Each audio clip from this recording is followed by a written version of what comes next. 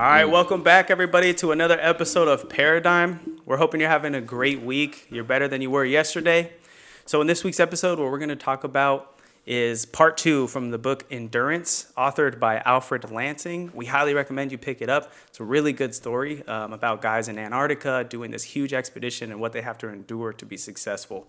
But before we get into it, I want to mention, make sure you subscribe to the channel, hit the little bell next to it. Smash that like button. Like the video, leave a comment down below, and follow us on all our social media platforms. It'll be down in the description below. Bread is of little use to the man who has betrayed his soul. Maybe you're the protagonist in your story, but like there's a So before we jump into our favorite parts and our key takeaways from this chapter, or this part, I should say, John's going to give us a little bit of a summary. Run through. Okay. So part 2. And this, the whole part, there was a whole chapter with a lot of pictures in it. So for you listeners, something to look at if you guys get the book. The pictures were, for me, amazing to see. To really capture what was going on and to see the men and to see the ship above the ice was just wild to me. Yeah. So, okay, part 2. The men set up tents on the large floe and fall into an exhausted sleep. The plan is to march and haul the boats to a Paulet Island over 300 miles northwest in order to find stores left behind by a stranded expedition in 1902. The crew is encouraged by the idea, and they are camped on a thick ice floe rather than on a sinking ship. They make repeated trips back to the ship to retrieve stores before it sinks. All crew members remain positive and ready. Shackleton orders that they bring only those personal items mandatory for survival. They are each allowed 2 pounds of personal gear.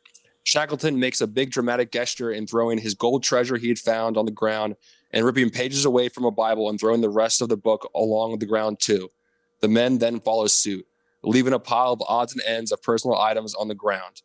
First, they try crossing the terrain of the floe, with Shackleton being the lead, finding the best route with men and dogs alike pulling the boats and supplies behind. It's hard work. Their gear drags on the softened ice. They make around 1 to 2 miles a day, if lucky. They then reevaluate the situation. The wind happens to be moving their floe of ice a couple miles northwest each day, the direction they need to be going anyway. Shackleton then decides to spare the energy and let the winds carry them.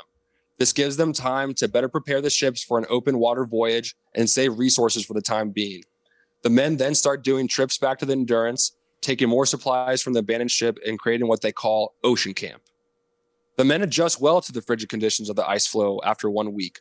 Macklin notes in his diary that it's been a lovely day and it is hard to think we are in a frightfully precarious situation. The sole element to which they are unable to reconcile themselves is that of food, which they discuss almost constantly, as they're surviving on cooked blubber. Much like before, the men spend much of their time seal hunting.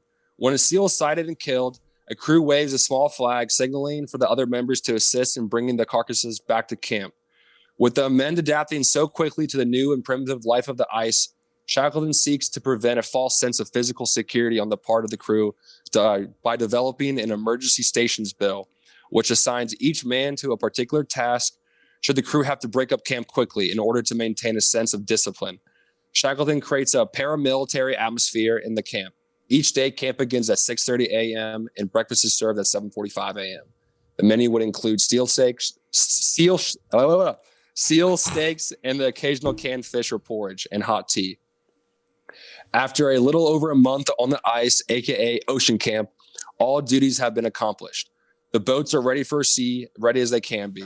The men have packed and organized all the gear to be as optimal as possible. And now they have built up enough food from hunting. Now all that's left to do is wait and let the winds carry them. After about a week of waiting, the morale of the men starts to sway.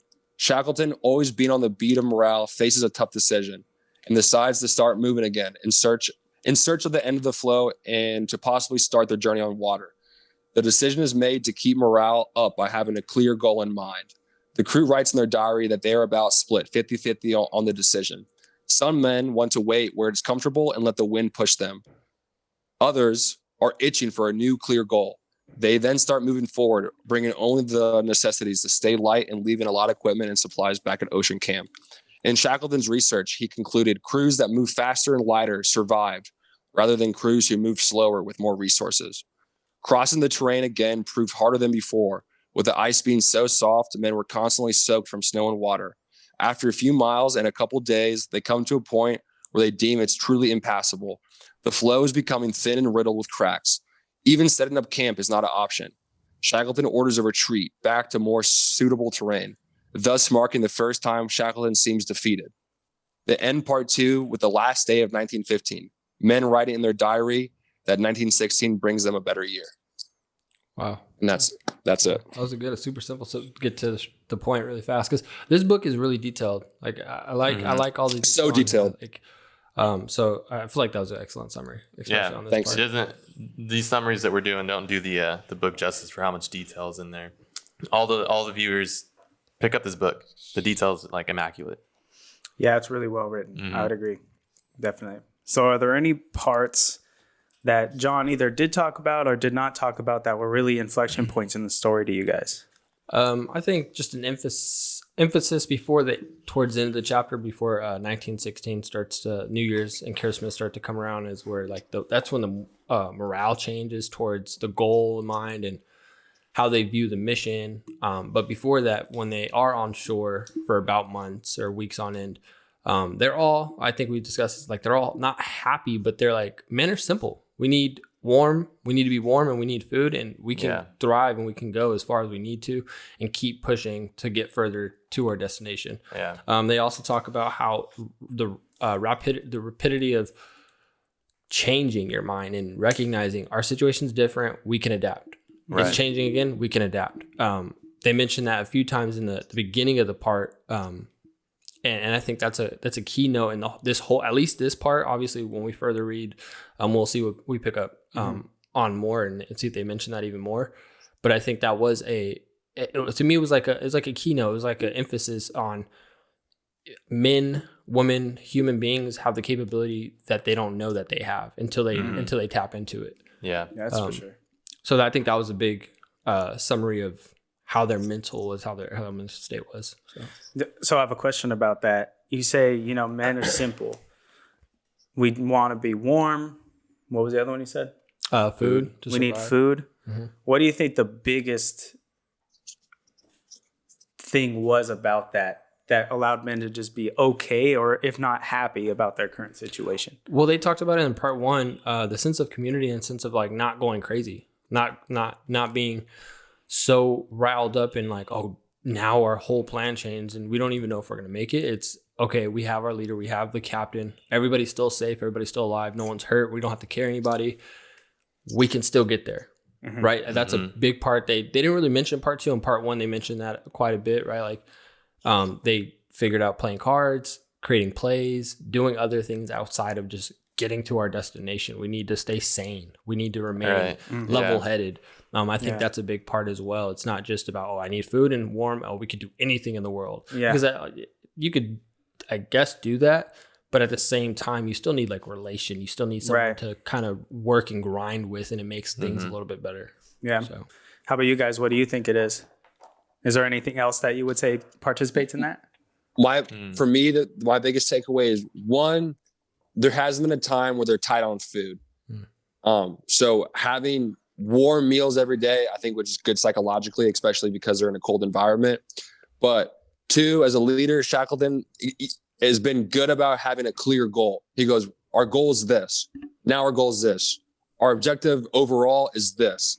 And that's why when he starts losing morale, he's very quick to give the men a new goal, because he realized, like, I think that's, part of his thing is, I just passed it too, but they say Shackleton is very sure of himself strength-wise and his ability, but the one thing that eats away at him is losing control of the situation. Okay. It like eats at him. Yeah. So he's very quick to be like, no.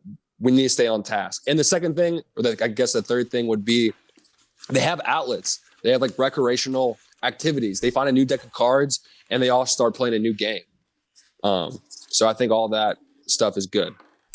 Yeah, definitely. I think I was going to say that too after, nobody had mentioned it, I think having clear goals and a sense of purpose gave men some sort of out, right? If the devil's playground is an idle mind. We've all heard it. If you are out in negative 30-degree temperatures and you don't have something to do, I'm sure your mind immediately wanders to, this is some bullshit. Right? How do I get out of here? I, right? So I think having that sense of community, like Devin said, changes I to a we, right? So you're now part of a group where you feel like you have strong relationship with these people. This is who I'm getting through this with, right? And then in order for us as a unit to survive and be successful in our goal, we need to have clear purpose for each of us. When he said we're setting up a military type thing, you get up at 6, everybody has a duty to do. You therefore now have a way to participate and feel like you make an impact on the group's success. Right. So a combination of all these efforts, plus having a warm meal and having that sense of community again, where they get in the tents, you'd hear some people doing bedtime stories. You hear some people doing singing. You hear some people doing card games, and then or finding a brand new playing cards deck, and then everybody coming together to play cards. So it was like a combination of all these really small but very impactful things that allowed this group to remain, a group instead of being fractured. I think they talked about like little points here and there about like there were some divides. You know what I mean? We're human. We do have some divides, even when they break up the savers to non-savers, especially when they're eating food. You had people that would, what's his name? The guy that the older guy, the orderlies. I think it's Orderlies. Yeah. What do they call him? The seaman lawyer? Yeah, the sea lawyer. Carpenter. The carpenter. And how he would savor food and he would store it for weeks on end in case, because that was his biggest fear of running out of food and dying out there of starvation. And some men recognized, I need to eat as much as possible. And it started to make this divide where you can, not as drastic as saving foods on week on end, but they started identifying people as saviors and non-saviors, where people were like being very meticulous with their food and how much they ate. And I'm going to save some. And some men were, I need to eat as much as possible because this may be our last meal. True. Yeah, definitely. Yeah, I think that sense of familiarity that's talked about on page 107 too, that like Shackleton was a great leader. He was, addressed as the boss, but he always maintained a sense of like just commonality with everybody that he was leading. He didn't want them to look at him as like some sort of superior person. He definitely had a level of respect like all around. But they treated him as such, and he kind of played into the jokes and whatever stuff that they were doing collectively as like a little tiny community of men out there just freezing. You know what I mean? And I think that because that aspect of familiarity with him, definitely it made the overall morale like pretty good. And then everybody had a sense of responsibility, like that routine. I think the routine aspect of waking up at that time, breakfast is this time, everybody's working here. This is, the time where everybody has like a little bit of free time. I think that gave them subconsciously or maybe even consciously something that kept them going simply because they had the routine. Yeah. I'm really happy you said that, just because I think just a schedule, routine, habits, whatever you want to call them, is just healthy in any circumstance. They're in the worst circumstance, and that's helping them have like a healthier life. I'll just reread just while you guys were talking, on top of their wake up schedule, they had like dogs are fed at 5 o'clock, men are fed at 5:30, lights out at 8 o'clock. And then we start the whole thing back up over again. They know exactly what their job is tomorrow. I don't know about you guys. When I go into work and I don't know what I want to do tomorrow, you get a little bit of, you can call it Sunday scaries. Yeah. If you have a clear plan, you know exactly what you're going to do and how you're going to tackle it. You're like, almost like a baby. I'm going to wake up. I'm going to conquer the day. That shit's mine. Already know tomorrow. Dude, I just read this quote. I think I posted it on IG today. It was a Jordan Peterson quote. If you fulfill your obligations every day, you don't need to worry about the future. Yeah. And I was like, damn, that's crazy, because I think that idle mind is kind of plays into that too. Like you were saying, when you have nothing going on, it makes you go crazy. You get those Sunday scaries, but as long as you know exactly what you're doing throughout the day, it should be solid. Yeah. Gives you clarity. Definitely. And on 107, I have a question related to what David brought up. Shackleton really wanted to come off as another, I'm the leader, but I'm not any more special than you. I don't get any more special treatment than you. And it says here, he wanted to appear familiar with the men. He even worked at it, insisting on having exactly the same treatment, food, and clothing. He went out of his way to demonstrate his willingness to do menial chores, such as taking his turn as Peggy to get the mealtime pot of hoosh from the galley to his tent. And he occasionally became furious when he discovered that the cook had given him preferential treatment because he was the boss. But it was inescapable. He was the boss. There was always a barrier and aloofness which kept him apart. It was not a calculated thing. He was simply emotionally incapable of forgetting, even for an instant, his position and the responsibility it entailed. The others might rest or find escape by a divisive living for the moment. But for Shackleton, there was little rest and no escape. The responsibility was his, and a man could not be in his presence without feeling this. And so, I wanted to ask, are there any examples from your guys' life of something similar where you're in the leadership role or where you have a leader that does this or does not do this? And how does that affect the crew? Well, I can think back to like network marketing, especially trying to teach people how to trade. Being that when people, especially when you're paying for education and you're trying to get people to like see your vision and see like your lead and where this could possibly go, it does put that, since they give him the nickname of obviously boss, like people call him, hey, all right, boss. But they gave him also Cautious Jack and Old Cautious because he feels 100% solely responsible for anybody's failure. If any man gets left behind, and no other man out there probably feels like that because he signed up for this. He wanted other men to sign up for this, and he took the application in, right? He wants to make sure every man's getting back to their family. So how I would identify it with my network marketing or the leadership that I put myself in was more of like, if you do pay this monthly, like 1 year, you're taking a risk upon yourself and you're taking a risk upon me, right? If $250 is a lot of money, I want to make sure you see some sort of success. Even if it doesn't work out for you, at least you got to learn something, and I don't leave a bad taste in your mouth. I want to see you at least progress in a positive way. And if it doesn't turn out to that, then you become cautious. You become this very like, people can feel that energy when you're around that leader person. Oh yeah. Because you feel like you're doing yourself and other people around you disservice when you can't hold up your leadership skills. Yeah, I agree. Damn, mic drop. For real. Bars. That was a good one. All right. How about you guys? Can you rephrase the question again? Rephrase it. Are there examples in your life where, say, the boss or you as a leader will show you that you aren't any different other than being the leader of a crew? Yeah. For me, just in my occupation, my career right now, I have an art director. His name is Trevor. And I pass, like, every design that I make or something that I'm going to turn in, it has to be ran through the director so he can give his, direction or his insight and kind of give it the check mark before it goes to the people that ask for it within my company.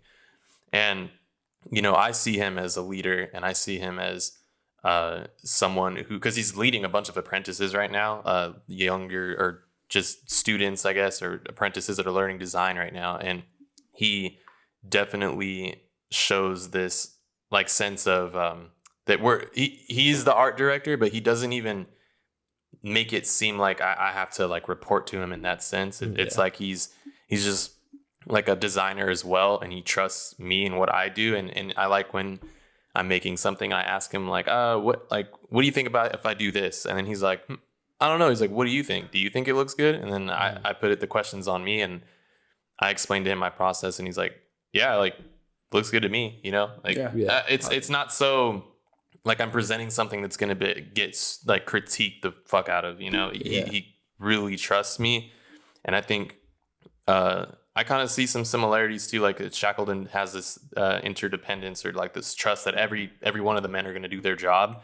And then like that one, the sea lawyer guy wasn't doing it. So then he had to do something about it. Yeah. Shout out to Trevor. Yeah. There you go. I'll talk about mine. I have an example on the flip side of like, I think we've all had a boss that wasn't great. That we've all experienced that, I would believe. But I remember being a part of a crew where it was like the boss rarely showed up. Oh. Right. And so we did our job, but the crew's morale underneath the leadership of somebody who's like, doesn't seem fully competent in what they do, or doesn't lead by example. You've never seen this person do a single thing that you've done. I don't know, changing the oil on a car or whatever it might be. Because at the time I was working at a Jiffy Lube. you get a different sense of morale than if you were a whole unit. You know, I Right. became tight with the people I worked with, but other than that, the other crews shifts, I never really became tight because there was never like a sense of, hey, we are a unit, you know. And I don't think that typically has to come from the boss, but I think it's even better if it does, right? Where there's a sense of community, where you establish that sense of community. So, you know, then things just kind of started going downhill from there. Boss started getting angry at this or whatever, and it just, the morale of the crew is a lot different than, I don't know, you guys say you have good leadership in your current job, where it feels like you are part of a community. You want to work better for somebody who establishes a good community, Right. Yeah. right?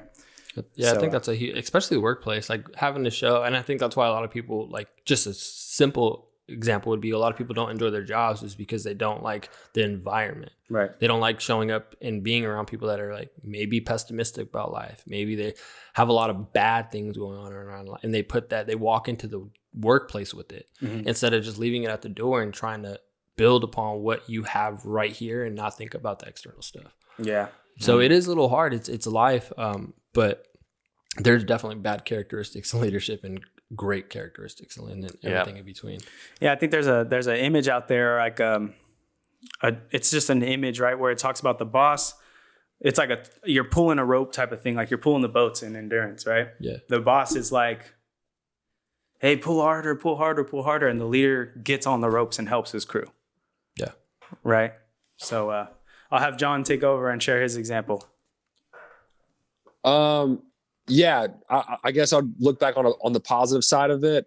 Coming up in the trades, you know, sometimes you just do work that maybe feels like below you or below your boss, but you're doing it. And it definitely is a morale booster when your boss just jumps in and like gets muddy or gets dirty. He's like, let me fucking not even show you guys how it's done, just be like let me get dirty with the boys, you know? Yeah.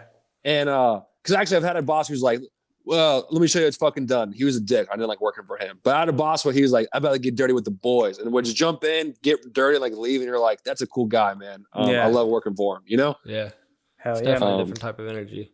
Because like you said, like it can come off as like very like what's the term for that? Like where someone's just showing you how to do something to prove you wrong, like to prove like, wow, Yeah, you're dumb. I had a condescending. foreman who like always had it out against me, and he'd always be like, let me fucking show you how it's done, dude. See? And I'm like, bro, I was just doing that shit. Yeah. You doing it too doesn't change my like view of it. What is that called? Like the Condescending? power trip or the I know what you're saying. it's just someone who's in the authoritative like position, and they're just operating Based on solely authority. on that. Yeah. It's like Yeah.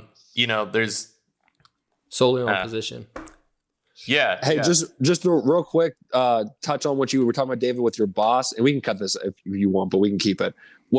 I love how he was like, well, what do you think? I deal with my students all the time because they're always like, Mr. Croson, I want to do this. How should I do it? Or am I doing this right? Because we're doing an art project right now. And they tell me, and I look at them, and I'm like, well, what do you think so far? And they're like, well, I think I should do it. I was like, all right, send it. Like, what why are you asking me for it? You know, Yeah. you got it. Yeah, that's true. He definitely makes us feel like we're a team, and even with the apprentices, like he reaches out to every single one of them and helps them, cracks jokes, like brings donuts, like just it's so sick. It's a acknowledgement, baby. Yeah, Nice bite. yeah, and everybody feels good, you know. So Yeah. Yeah. Great stories. There's another part in this book on page 91 where it talks about how Shackleton observes, and John kind of mentioned it earlier, he really keeps his pulse on the morale of the group. And there was this one person that's part of the crew, his name was Hurley. And it's not that he wasn't like a genuinely happy guy. It's just that he was more likely and more prone. They say he was kind of off and on, right? Some days he'd be like, oh, I miss my girl. And some days he'd be like, oh, this is perfect. This is what I want to do. Yeah. I think they even referenced that out of the whole crew, they wondered why he was even on the ship. Like Right. he was homesick from day one. They're like, why'd you come? Right. And so it says, you know, this incident and having this person on the crew revealed one of Shackleton's basic traits. And these are leadership traits we're talking about from this book. It's really what we want to extract from this book, right? It says, though Shackleton was virtually fearless in a physical sense, he suffered from an almost pathological dread of losing control of the situation. In part, this attitude grew out of a consuming sense of responsibility. He felt he had gotten them into this situation, and it was his responsibility to get them out. As a consequence, he was intensely watchful for potential troublemakers who might nibble away at the unity of the group. Shackleton felt that if dissension arose, the party as a whole might not put forth the added ounce of energy which could mean, at a time of crisis, the difference between survival and defeat. Thus, he was prepared to go to almost any length to keep the party close-knit and under his control. So, this is one of the leadership qualities that is mentioned in this book of Shackleton. And, I just kind of wanted to get your guys' thoughts on this. Do you think it's a good thing? You think it's a negative thing that he was willing to, if somebody that maybe felt they were more of a competent person, seeing that this guy's bringing him in, Shackleton's bringing just the photographer in to be like, hey, what do you think? Just because he knows he kind of needs to fancy him like that. Because if not, he might feel like he's not needed or not wanted on the crew. What do you guys think of that type of leadership quality? I personally think that's how you lead a crew. Each person's a little bit different, and you need to play into that. Like, you can't make a square circle, but you can make a circle a better circle. You know what I'm saying? Yeah. Oftentimes with me teaching, I learned like, hey, these kids are rock stars separate, but when they're together, they're douchebags. You guys are now in different groups, and you guys are going to be rock stars. And I let them know, like, this is why. And I'll sometimes give them a chance to go back, but it always fails. But you're rock stars alone. Or you got to play into people's strengths, Yeah. So that to me is no problem. Like some people, they like a pat on the back and hey, that was a good job. Other people's like critique so they can improve. So I think on that aspect, that was a good leadership. Yeah, I think overall, the sense of not picking everybody apart as like, okay, you need to be over here. I think it's the awareness of him becoming like, okay, I'm responsible. That means I get to decide where you go. Because I think it's this chapter he breaks apart the tent situation where you're number 1, number 2, number 3, and he puts people in how he describes Hurley as.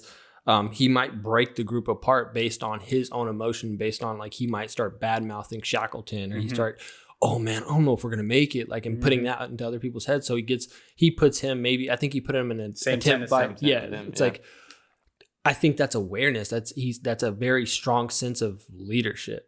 Yeah. Hey, what a good move to put the worst character in your tent. Like, that's a leader, right? Yeah. Don't worry, boys. I'll fall on the sword. Yeah. And no one else, seeing that, and he chose to do that. Isn't there someone who's a little bit, maybe it was in the previous chapters, someone who's like also trying to be authoritative or something, and he kind of the guy that's messy and takes up more of his space. Yeah. And I thought it was super cool that Shackleton saw that and was aware of that, and he kind of gave him the leverage. He's like, okay, like you do your thing, you know what I mean? Yeah. But he's like 1 step ahead or like 2 steps ahead. Yeah. I know you guys don't watch Demon Slayer, but I was thinking of Demon Slayer. What do you mean you guys don't watch Demon Slayer? I'm correct. I pointed at them. Don't fucking put me down. I didn't point at the Mac, John. Did you watch the new episode, by the way? Let's not. Okay, well. Okay, well, there's. I've been camping.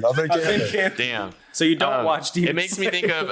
All right, There's this part where one of the guys, like, there's this guy who wears a boar head, and he's super like over the top, like crazy, like super strong, and Tanjiro's a leader. And the boarhead guy's always trying to flex like he's the leader, and he's like, I'm the strongest, like battle me, like challenge me. And he's like, and then when Tanjiro tells him, go do this task, he's like, I'm gonna do this task because I'm the leader. And Tanjiro's like, you're right, you're the leader, like go ahead. But actually it's just like the role reverse. He's like just letting him do what he's got to do. Yeah. So they all like work together. Yeah. And it's pretty dope. Playing into that person's needs. Yeah. I think that's a sense of experience and emotional intelligence. Like, I think you've had to have experience as a leader in a leadership role at some point, or over and over again, to develop that sense of, hey, you're right, you are the leader. Because I think when you first become a leader, in this situation, you're going to try and control everything like you're going to be like, you're not the leader, I'm the leader. You know what I mean? I think emotionally you start to develop this intelligence behind, like, I'm not going to destroy my team. Like, if he wants to feel like he's the leader, he can feel like it, but we all know that I control the ship. We know that I move the ship. But if you want to play that role and put that character, then that's okay. And because that's what's going to get you to get through this. Yeah, and I think in Dr. Jordan B. Peterson's book, 12 Rules for Life, he even talks about that inside monkey troops, right? How one would try to act up, and the real leader will let him act up, right, in that monkey troop. But the leader never really lasted that long if he was the guy like, nah, I'm the leader, and starts fighting back. Because how many fights can you really do? Totally. So and then every other monkey seeing that, like, you're just gonna fight everybody, fight every other monkey if anybody disobeys you. One thing just to touch on how my boss at work keeps my morale good. I was just thinking about it because we're talking. I love food, dude. I love being fed. I love eating. I love a good time. Yeah. My boss constantly feeds me. So I wouldn't have to go to lunch with because I had like a client come in or whatever. But the teachers ordered pizza. And I was leaving at the end of the day, and over the announcement, she goes, Croson, there's 2 boxes of pizza up here. Make sure to grab them before you leave. And then I come in the main office, and they're like, why does Croson get the pizza? She's like, because he's our growing boy. We love him. But she knows, like, I'm rap, bro. I'm Team Innovation Center. Yeah. I'm like, you feed me, I'm in this bitch. I love it. She knows that's like what makes me happy, you know? Yeah. So I'm sure she takes different angles for other people. But for me, I'm like, I'm all in. It's helping you thrive. Hell yeah. This kind of reminds me of like a really good basketball coach. A lot of things come back to basketball for me. If you're a really good basketball coach, you see the weaknesses and strengths in each of your players, right? It's kind of like playing chess, right? You're like, piece is good for this. This piece is good for this. And you organize an attack, or you organize some sort of game plan that plays into people's strengths, while one person's strength complements another person's weakness. And another person's weakness can be covered by another person's strength. And so it really reminds me of being a really good, because you could have the best players in the world. If you don't have a good coach on that team that knows how to organize those strengths and weaknesses, it's not going to work. Yeah, they're definitely not going to mesh together. That's true. So we've seen that multiple times in the NBA too, like with teams getting all these superstars and then not even making it to the finals. Right. Yeah. My Lakers have been, but yeah, that really reminds me of that. So, there's a couple of different things I'd like to touch on. I'll do one, but one just honorable mention is on page 79 through 80. We finally get a glimpse of Shackleton's leadership. And John touched on this. When things got serious, it was time to evacuate the ship, right? It's going down, boys, is the quote from the book. Ooh. Everybody had to get all this stuff off the boat, onto the ice, and they had to be ready to move, right? Their whole goal was to get across the Antarctic continent. By foot, yeah. Right? But mind you, this is before any of like the heated, seated snowmobiles. This is before all of that. So it really was life and death. They had what they had, and they just needed to make it over there. And so he required his men to be ruthless in getting rid of all this stuff that was unnecessary, right? Yeah. And be very frugal about every single ounce that they were going to carry. Mm-hmm. So he publicly sacrificed his gold cigarette case, several gold sovereigns, and his Bible, and threw them at his feet in like the most dramatic fashion you could, right? Like, it's time to be real, guys. Like John said, he made a gesture that showed his men that they were all in the same situation and nobody was exempt from nature's demands. Mm. And he threw it all down, right? He led by example. And I think that's another really good leadership quality, is to lead by example, kind of coming back to, wanting to be seen as somebody who's just part of the crew. I don't want any special type of treatment. He wants to lead by example. And it kind of comes back and touches on that same thing. Mm-hmm. So kind of moving on from that. In chapter 5, Shackleton begins to feel the anxiety from his crew. This is that week following when Shackleton gets sick. Okay, yeah. And so there's an anxiety kind of building in the crew. Hey, we're on this ice floe. It's only moving so many miles per day. What are we going to do, right? There's this natural anxiety of, now the men lost purpose. They've finished building all the boats. They finished collecting all this amount of food. They've got everything set up and ready to go. And there's this kind of anxieties brewing beneath the surface while Shackleton's sick in his tent. And so he was put into a position of needing to make a decision. His decision was to head west, get off the ice floe now, or to continue to wait on the safe flow to gain more distance, resulting in his decision to head west. So it kind of boils down to, this ultimately wasn't the wisest decision, as they made very little progress and became strained in the process. Due to the pressure from the crew, he made a premature decision. That's my opinion. And I'll ask you guys your thoughts on this. Do you think it was beneficial for them to pick up camp and head west early to avoid that anxiety from the crew?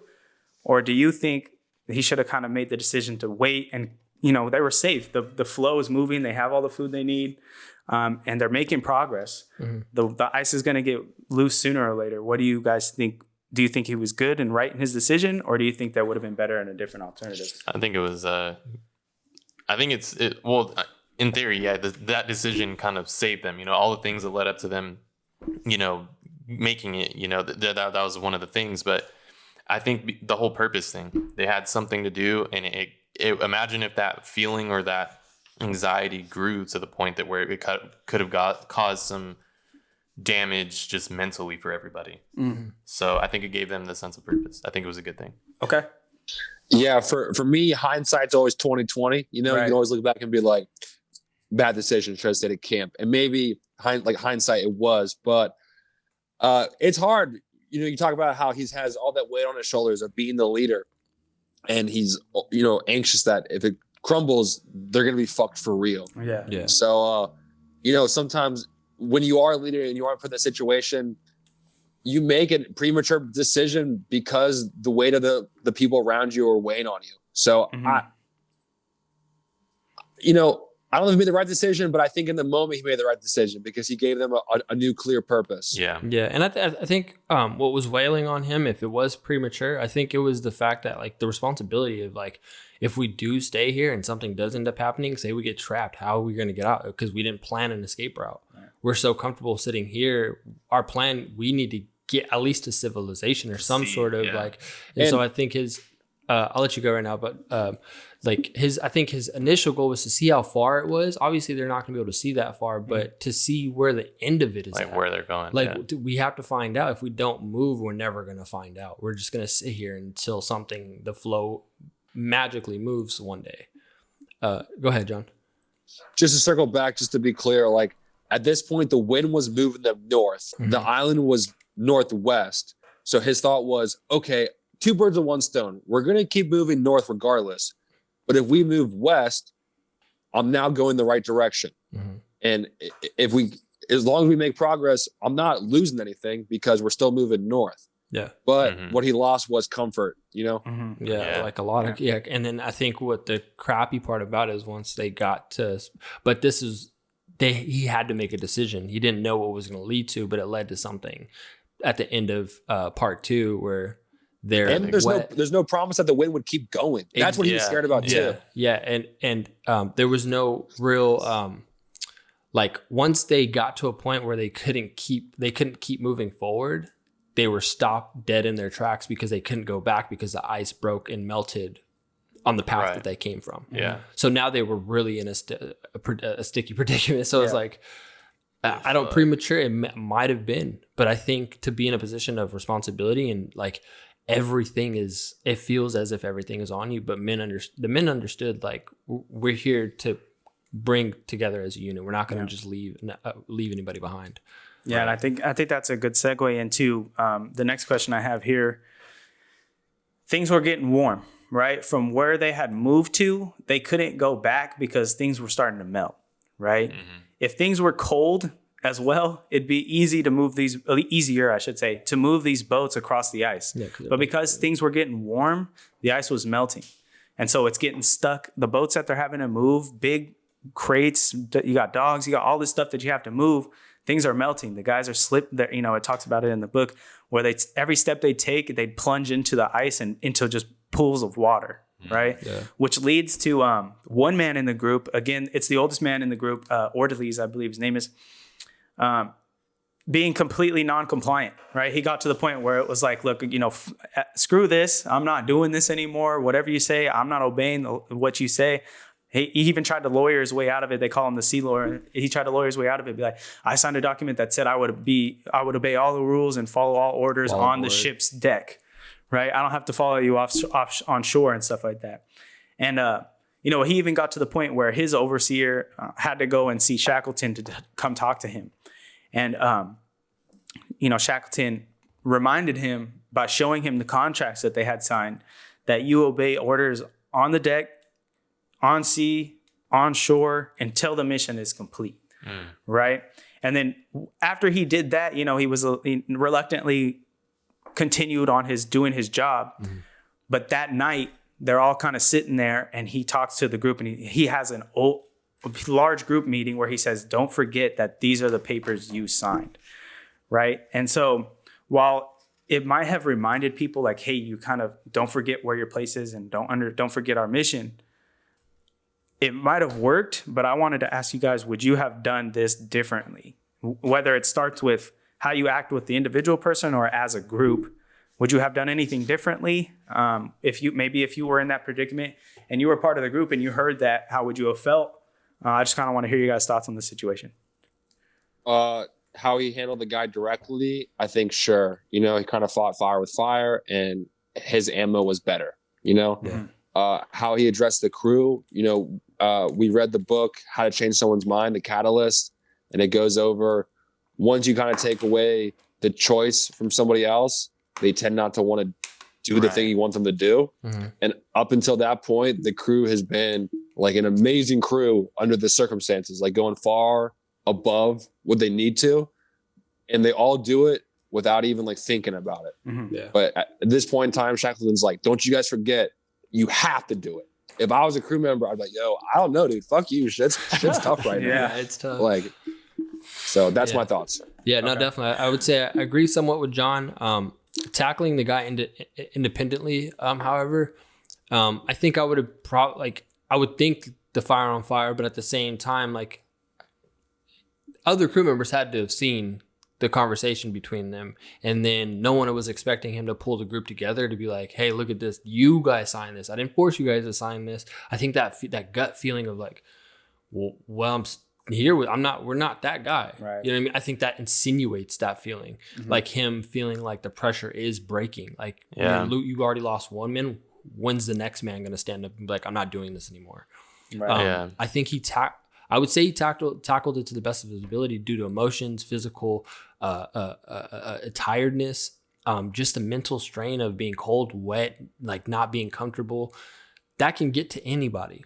So this is a very peculiar situation. Obviously, not everybody's put in a situation like this, but I think in general terms, there are ways to communicate things better. But when it's dire, life or death, I think that's kind of, it's going to be a difficult way of trying to break things down. But I agree, man. Like, I think there comes a time where, especially in situations like this, where fighting fire with fire, sometimes you got to do that shit. I mean, Shackleton, he didn't like oust him like crazy, you know. He just sort of like put that meeting together and let everybody know, you guys signed this paper.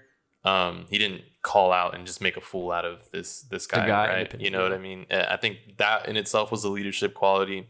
Just kind of reminding them, and it tied them somewhat back together to get their mind probably focused. And even if that guy didn't want to do it, he would have died. Like, he would have on his own. And that's why Shackleton just let him burn out, and he got back to working because he's like, what am I going to do? Sit here? Yeah. Everybody's, you know what I mean? So yeah. When I think about it, and like you said, hindsight is 20/20. You know, there's the three avenues towards persuasion. You got ethos, logos, pathos, right? In the situation where you're dealing with somebody who's non-compliant, and all you really have is logos, like, look, you signed this paper. This is the logic that you have to keep going, or you die, right? Those are your logic. That's the logic. Here it is, man. You're going to take it, and you're going to continue to do your job. In that case, with the individual, I think the logos works, right? But where you're dealing with a group of emotional people, right? Where like, we just worked our ass off all day. I'm feeling like, man, we may not make it. I'm in like maybe more an emotional state. You kind of have to make that appeal towards pathos, right? Where it's like, look, you guys have given me 100% effort for the past year. We've made it through the polar night. I'm talking -40, -50 degrees Fahrenheit. You've done that. You've never, ever broken the unity of the group. You've always given me 100% effort. All I'm asking for is another 2 weeks of that, or another day of that, just another hour of that. Whatever increment you want to break that down into, give me that continually. And I promise you we'll make it out of here alive. If you appeal to somebody's pathos in that manner, you might have created the sense of like, we can do it. Yeah. Versus like, we have to do it. Yeah. He's like the glue in the situation. And I guess in that situation, it'd work well because they've had a lot of time to bond and to to the pathos would be effective in that situation. Yeah, and if your group's sitting there like they're jacked up, dude. They've been walking through water, snow, freezing cold temperatures for hours and hours to get 1 mile, a half mile in some cases, like pulling heavy, tons of stuff. Like you gotta appeal and be like, look, you guys are some bad you know what I mean? You guys are badasses, dude. If you can just give me this for another day, another 2 days, we'll make it out of here and things will be great. You know, just give them some sort of something to hold on to. Yeah, I'm really interested about part 3 now, because this whole chapter, like how we talked earlier, like in the beginning of the part, it's really happy. The men are like, like I'm doing stuff that if I wasn't living my regular life, I wouldn't be able to do this. Our lives are simple. We need food. We need warmth. We would like to be comfortable, but that's a bonus if we can establish our tents and stuff. But towards the end of the part, it starts to kind of just start to flip instantly due to that one situation. And now the part just ends and it's leading to the next part. And I want to see how Shackleton carries himself forward, and also how he kind of continues to relate himself to the men, continues to show his charismatic like energy and how he's presenting himself. So I think that was an excellent way to chapter, because this was to me, it was a very like happy, like driven, like we're good. We got this, guys. It was finally a glimpse into that little bit of change right before we get into the next part. Yeah. All right. That's all my points. Is there anything you guys would like to add? I think we covered a good amount. I like this part a lot. I like it a lot more than part 1, at least. Yeah, definitely. I think other just the overall like leadership quality that Shackleton's portraying, and in the time of desperate, freezing cold temperatures and stranded in nowhere. I think from this book is just we're extracting those leadership qualities, and from what we described, I think we're hitting a lot of them, and I think we're going to see some more. Yeah, definitely. So, how about you, John? One thing I want to end on is that like Devin said, the men were just so positive. Like they were so happy with the life they were living, with the things they were given, and it got me amped up to want to go camping this weekend. Yeah, to get away from like life and just to be in nature. But it made me think. I was like, hey man, as long as I got food, I got a place to live, and I have a job, dude, everything else is gravy. You know what I'm saying? Yeah. Like, I like what I do. So like, that's all we can be. Just be happy. I think this was a really humbling time for some of the men too, because that one guy that was fixing his boot and he was scraping the seal skin for like days, and then he was like, dang, like I think he wrote in his diary that this is stuff that he just had, back in normal civilization, but I think it humbled him. He was like, dang, he wrote in his diary, he's like, I can't believe I used to pay someone to do this for me back home. He goes, what a joy it was to do this. That's crazy. Right. That's like you being like, you like changing your tire on the side of the road, and you're like, I can't believe I would pay someone to do this. This is amazing. I love changing my tire. I love it. It is wild. Definitely. So I'm going to take us out. But before I do, some of the biggest takeaways that we're getting from this book, like we discussed earlier, is establish a sense of community. Find a way in your life to establish a sense of community. We here are a collective of men where we get together weekly. We discuss what's going on in life. We have counsel. We do these meetings. We do podcasting like this where we can share what we're talking about. But find a way and an avenue for you to do that, because it's really beneficial. And we've said it podcast after podcast after podcast, but you can't really understate that. Like, find a sense of community. Your life will be so much better if you do. Counsel. Another one that we're getting out of this book is find a clear goal in your life. Find a sense of purpose. And, when people are like, what do you want to do with your life? What do you want to do? It's a big, grandiose question, but it doesn't have to be that big. Give yourself a clear goal this year, right? 2022 is coming up. By the time you see this, it might already be 2022, but set a goal, something simple. I want to run 100 miles this year, something that you want to do. Find some way and some purpose that you can achieve and feel good about something, right? Become Shackleton to your own life. Yeah. Shackletize your life, man. Shackletize it. Shackletize it. All right. I'm going to take us out. Thank you guys very much for watching this episode. That was part 2 from Endurance, authored by Alfred Lansing. This is what it looks like. Pick it up. It's a really good story. Right before you go to bed, pick it up. Read it, man. You're going to really enjoy the story. We really do. So before you take off, make sure you subscribe to the channel, hit the little bell next to it. Smash that like button. Smash that like button, leave a comment down below. All our social media platforms will be down in the description below. And before we take off, don't ever forget that the work you put in now equals who you'll be tomorrow. Peace. See ya.